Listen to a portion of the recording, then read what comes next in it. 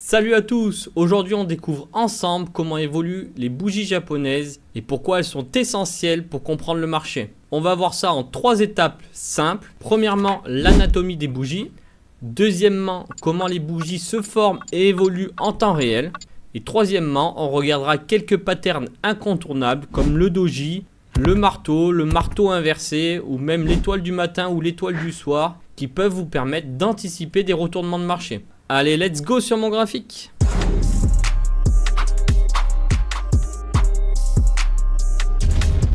Donc ici, on est sur un graphique en ligne.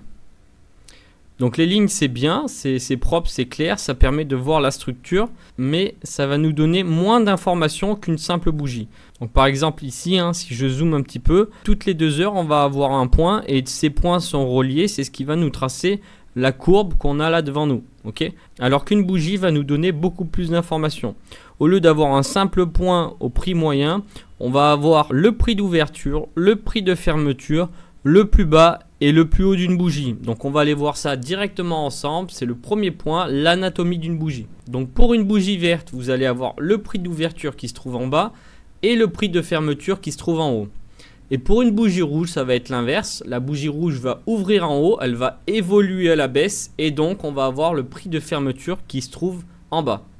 Donc on a vu l'ouverture et la fermeture de la bougie. Imaginons que cette bougie soit une bougie H1 qui va évoluer pendant 1 heure. Donc ici on a le prix d'ouverture, admettons à midi. La bougie va évoluer à la hausse parce que c'est une bougie verte. Et donc du coup depuis le prix d'ouverture, on va avoir des variations de prix, ici le plus bas, ici le plus haut. Et à 13 heures, 1 heure après, quand elle va clôturer ici, on va avoir les mèches qui resteront visibles. Si le prix a évolué plus haut que la clôture, on va avoir toujours cette mèche là. Et pareil pour une bougie rouge baissière, on va avoir le prix d'ouverture qui est ici. Et vu que c'est une bougie rouge, elle va évoluer à la baisse. Mais avant d'évoluer à la baisse, elle va nous former une petite mèche haussière avant de redescendre ici et de clôturer ici. Donc ici, cette mèche, ça va être le plus haut de la bougie. Ici, cette mèche, ça va être le plus bas de la bougie. Tout ça, ça va être des variations qui sont entre l'ouverture et la fermeture de la bougie. Donc maintenant on va voir comment les bougies se succèdent et évoluent en temps réel et on va essayer de faire un petit exercice.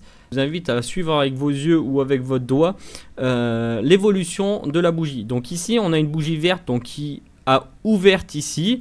On a le prix qui est descendu jusqu'en bas de la mèche, il est remonté jusqu'en haut et il a fermé ici. Ici on a des petits pointillés, c'est la fermeture et donc c'est l'ouverture d'une deuxième bougie. Une deuxième bougie qui est verte, donc on va évoluer à la hausse. Mais avant, on a fait une petite mèche à la baisse. On est remonté jusqu'en haut. On est redescendu. On a clôture ici. Maintenant, on va passer sur des bougies rouges. Donc, vu que la clôture est ici, on a l'ouverture de la bougie rouge ici. On a évolué à la hausse avant de redescendre, remonter un petit peu et clôturer ici. Ici, on a ouvert une autre bougie rouge. On a évolué à la hausse. On est redescendu et on a clôturé ici. Ok, ça va être l'évolution de la bougie. Et ça, vous pouvez le voir uniquement quand vous êtes sur un graphique en bougie. Vous ne pouvez pas connaître l'évolution du prix sur un graphique en ligne. C'est ça qui est très puissant et c'est pour ça qu'on regarde les graphiques en bougie encore à l'heure actuelle. Maintenant que vous avez compris l'évolution des bougies grâce à l'anatomie d'une bougie, on va passer sur le graphique et on va essayer de décrypter un petit peu quelques zones intéressantes selon moi. Donc déjà, on peut voir ici qu'il y a des points qui se relient à la même hauteur, qui vont nous constituer une liquidité. Et ça, on n'aurait pas pu le voir si on avait un graphique en ligne.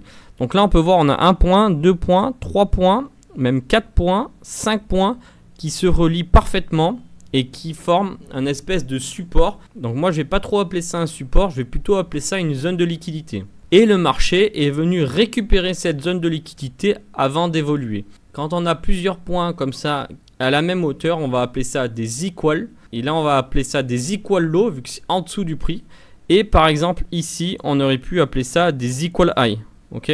Donc ça n'aurait pas été possible si on avait un graphique en ligne. Regardez, les points ne se touchent pas. C'est plus brouillon, on a moins d'informations. Tandis que là, on voit bien cette grosse zone de liquidité qui est touchée par plusieurs mèches, plusieurs bougies. Donc on dirait que c'est fait exprès tout simplement. On dirait que le prix, dès qu'il veut toucher cette zone là, les institutions poussent le marché vers la hausse. Ici pareil, on dirait que les institutions poussent le marché vers la hausse. reviennent tester, ils poussent le marché vers la hausse, créant ici une grosse zone de liquidité exprès pour pouvoir venir la liquider par la suite. On va faire un petit exercice ensemble, on va essayer de voir l'évolution des bougies sur le graphique. Je vous invite à le faire en même temps que moi. On va commencer par cette bougie. Donc c'est une bougie rouge donc, qui a évolué à la baisse. Donc on a l'ouverture en haut, le prix est descendu jusqu'ici et il est remonté, il a clôturé ici. On a ouvert une bougie ici, on a évolué un petit peu à la baisse, on est remonté, on a clôturé ici. Ici, on a évolué un petit peu à la baisse, une micro-mèche. On est revenu là-haut, on a clôturé ici. On en a ouvert une autre ici. On est monté, on est redescendu, on est remonté, on a clôturé ici. Ici, on est remonté, on a redescendu et on est remonté, on a clôturé ici. On est monté, on a descendu, on a clôturé ici. Ici, on est remonté, on a redescendu, on a clôturé ici. Ici, on est descendu, on est remonté, on a clôturé ici. Ici, on est remonté, on est redescendu, on a clôturé ici, et ainsi de suite. Maintenant, je vais vous montrer à quoi ça sert de bien comprendre l'évolution des bougies comme ça. Voilà. J'ai trouvé une zone intéressante. On va changer d'unité de temps pour bien que vous compreniez ce que je veux dire. Voilà, par exemple, ici, on a une belle zone, on a une belle impulsion ici avec ce point bas ici et ce point haut ici. Ok. Et ici, si on met notre graphique en ligne, on va rien voir du tout. On va juste voir une évolution à la hausse. Maintenant, si on met notre graphique en bougie, on peut remarquer ici une structure intéressante où le marché est revenu s'appuyer. Ok. Pourquoi je parle de cette zone-là? Tout simplement, grâce à la lecture des bougies, on voit qu'ici, on a une bougie qui est montée jusqu'ici, qui est redescendue jusqu'ici, et on a une structure. Pourtant, toutes les bougies sont vertes. Mais si je descends en unité de temps et si je mets mon graphique en 1 heure, il va y avoir une bougie rouge, il va y avoir une correction là-dedans. Et donc, il va y avoir une structure. Voilà. Donc, vous voyez bien ici cette structure, et le marché est revenu refermer cette structure. C'est très intéressant. Donc ici, pas plus loin, on peut voir également la même chose. Si on met notre graphique en 2 heures, ici on va pas voir grand chose. Moi, avec l'expérience, j'arrive à voir que entre ce point bas là et ce point haut là-haut, on va avoir une structure ici. On va voir que le marché a ouvert ici, il a évolué jusqu'en haut, il est redescendu jusqu'ici et il est reparti à la hausse. Donc on peut voir que entre le haut de cette mèche et le bas de cette mèche là, on a un très très beau PY. Et si on descend en unité de temps, vous allez voir comme par magie, il va y avoir une structure ici. Voilà. Donc vous pouvez voir ici qu'il y a bien une structure. Un point bas, un point haut et un point bas. Et le marché évolue toujours de la même façon. Je vais vous faire un petit schéma pour que vous compreniez bien. On va avoir une accumulation comme ça qui va être liquidée par le bas avant de partir à la hausse, inciter à la baisse et repartir à la hausse.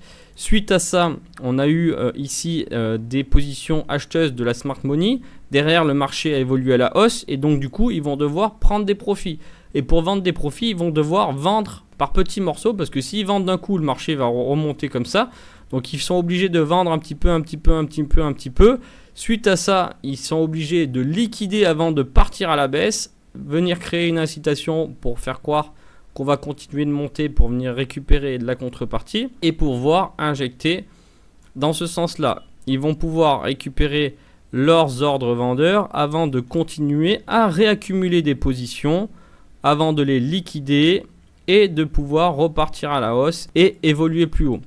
Donc suite à ça, c'est toujours pareil, hein, on va avoir du coup des profits qui vont être pris, on va avoir toujours encore une fois une distribution, une liquidation, une incitation et on va repartir ici. On va essayer d'aller chercher le PY qu'il y a là.